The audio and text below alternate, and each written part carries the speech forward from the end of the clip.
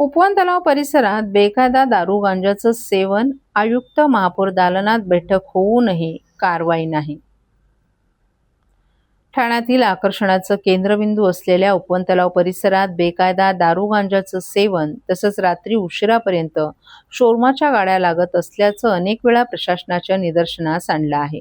या संदर्भात महापौर आणि पालिका आयुक्तांच्या दालनात बैठक होऊनही अद्याप कारवाई का करण्यात आली नाही असा प्रश्न उपस्थित करत परिवहन मंत्री प्रताप सरनाईक यांच्या पत्नी तसंच शिवसेनेच्या नगरसेविका परिषद सरनाईक यांनी शिवसेनेला आज घरचा आहेर दिलाय.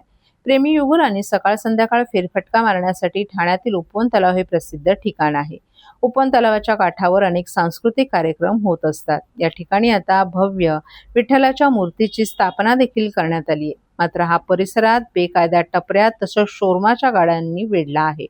याशिवाय या परिसरात गांजा सेवन करणाऱ्यांची संख्या देखील वाढली असून यामुळे महिलांची सुरक्षा देखील धोक्यात आली असल्याची बाब शिवसेनेच्या नगरसेविका परिषद सरनाईक यांनी सभागृहाच्या निदर्शनास आणून दिली आहे.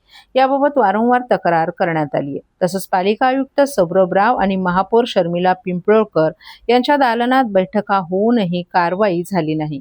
कारवाई का होत नाही आणि कधी होणार असा प्रश्न उपस्थित करत कारवाई करणार नसाल तर विठ्ठल मूर्ती दुसरीकडे स्थलांतरित करा अशी हतबलता त्यांनी व्यक्त केली आहे. दरम्यान प्रशासनाला कारवाईचा वेळ वाढवण्याचे आदेश देऊनही कारवाई का केली नाही असा जाब महापौर पिंपळकर यांनी प्रशासनाला विचारलाय. तर रात्री 10 वाजेपर्यंत कारवाई करण्यात येते, त्याचा वेळ आणखीन वाढवण्यात येईल. तसंच कारवाई न झाल्यास अधिकाऱ्यांवर कारवाई करण्यात येईल असं स्पष्टीकरण अतिरिक्त आयुक्त प्रशांत रोडे यांनी दिलं आहे.